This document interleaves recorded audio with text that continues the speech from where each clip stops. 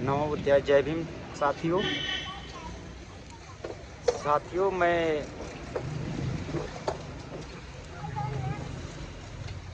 इससे जो पहले वीडियो बनाए थे उसमें बताए थे बिहार के बारे में और महान पुरुषों जो बिहार के निवासी थे उनके बारे में। मैं इसलिए बताया था क्योंकि मैं देख रहा हूँ सदियों से अब तक मैं देख रहा हूँ लोग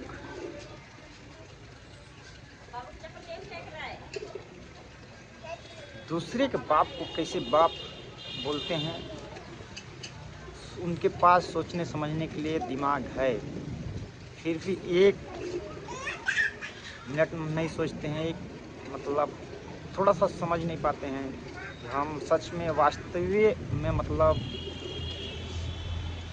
मेरा बाप दादा है या नहीं। मैं दूसरे के बाप दादा को कैसे मैं पूछता हूँ, कैसे मैं मानता हूँ, और मैं अपने पिता को अपने घर से क्यों ठोकर मार कर निकालता हूँ, क्यों नहीं उसको समझता हूँ, क्यों नहीं मानता हूँ।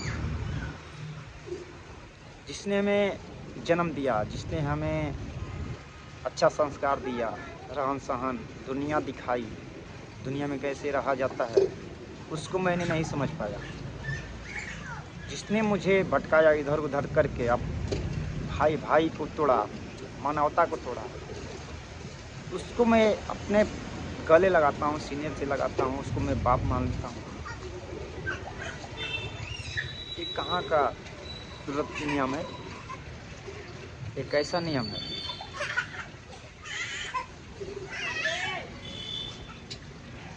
मैं जानता हूँ दोस्तों, मेरे बातें से कुछ लोगों को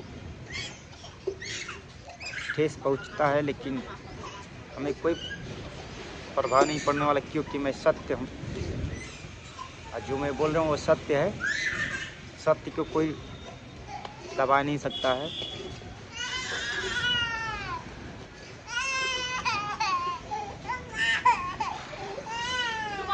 अब तक नहीं समझे होंगे मतलब हमारा कहने का मतलब क्या है।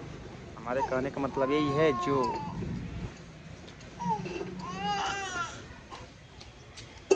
जिन लोगों ने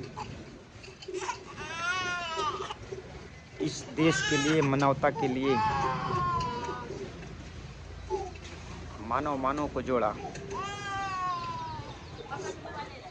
रिश्ता का क्या होता है, रिश्ता का महत्व बताया, इंसानियत क्या होता है, इंसानियत का महत्व बताया, उनको हम लोग अपने घरों से निकालकर बाहर फेंक दिए हैं। जैसे अपने भारत देशों से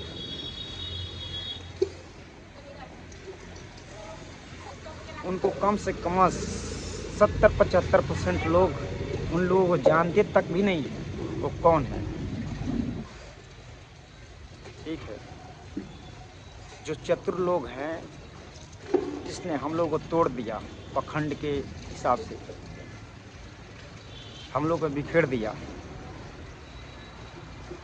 वो चतुर लोग जानते हैं इन लोगों को अगर सच्चाई सामने आ जाएगी तो ये लोग इकट्ठा हो जाएंगे और इन लोगों के सामने हम लोग एक चींटी के समान है। ये लोग हाथी हैं, लोग एक चींटी के समान है, लेकिन वही चींटी हम लोगों के मूर्खता की वजह से हम लोग के वही चींटी हाथी के ऊपर कब्जा कर बैठी है। सिर्फ यहीं से हमारा सोचने समझने की वजह से हाथी के ऊपर कब्जा कर बैठी है एक चींटी। ठीक है, पहले हमारे बाप दादाओं को, महापुरुषों को हमारे ही घर से निकलवाया।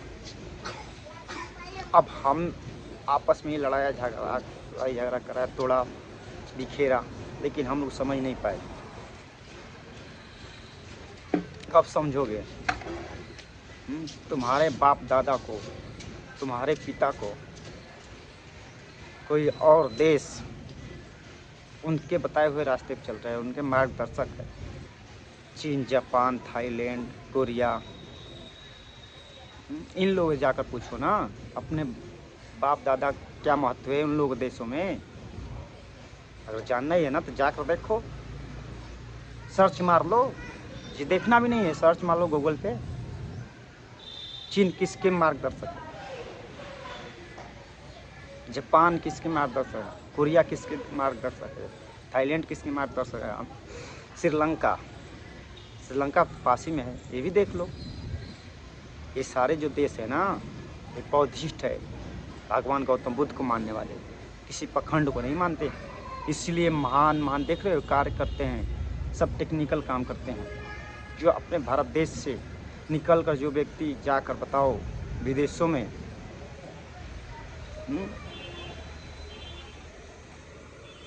दूसरे देशों में उनके बताए हुए रास्ते पे लोग चलते हैं और कार्य करते हैं, अच्छा अच्छा कार्य करते हैं। जो हमारे देश में एक बिजनेस की तरह चलता है, बिजनेस बनकर रह गया है।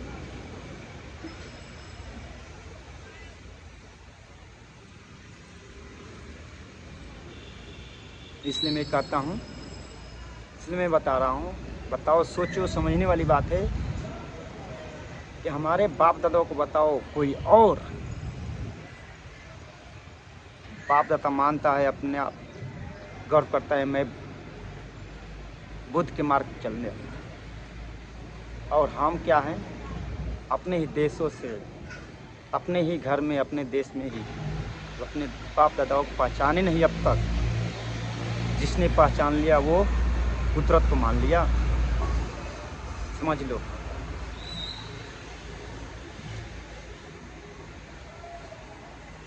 बोलते हैं लोग कि चाइना के समान है, जापान के समान है, हैं क्या क्या बोलते हैं, इतना मतलब विकसित देश है। अरे किसके अनुसार विकसित है, किसके अनुसार विकसित है? पखंड को मानता है, इसलिए नहीं,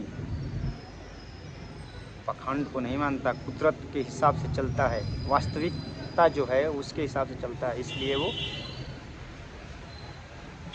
आज विकसित देश है।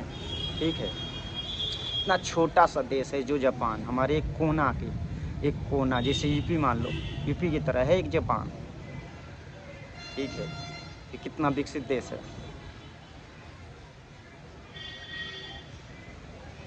इसलिए मैं आप सभी को बता रहा हूँ,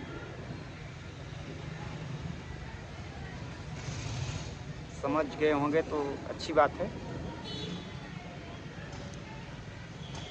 अभी समझ जाओ, हम एक ही पेड़ के फल हैं। ठीक है, एक ही पेड़ के फल हैं हम। जैसे एक शोरूम में चला जाता है, एक थोड़ा मीडियम में चला जाता है, एक जो बिल्कुल हल्का हो जाता है, नॉर्मल बिल्कुल हो जाता है, वो कहाँ चला जाता है? बिल्कुल हल्का रेट में। ठीक उसी प्रकार हम लोग को तोड़ा गया, किसी को ऊंचा बना दिया है, उससे थोड़ा नीचा बना दिया है, उससे थोड़ा नीचा बना दिया है, इससे थोड़ा नीचा बना दिया है। मतलब हम 85% वालों को इतना तोड़ दिया, इतना तोड़ दिया कि अब तक हम लोग समझ नहीं पाए हैं। जातियों में बांट दिया है अपने स्वार्थ के चलते, और मानवता का एकदम खंडन कर दिया है।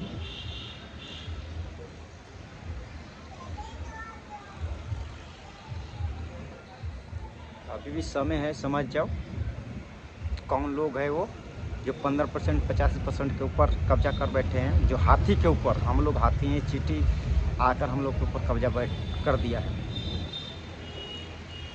समय रहते समझ जाओ, समझ जाओगे।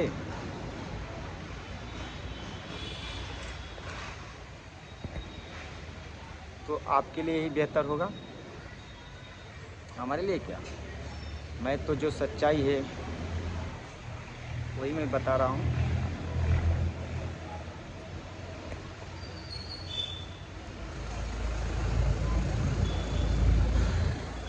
उम्मीद करता हूँ आप लोग बहुत जल्दी समझ जाएंगे।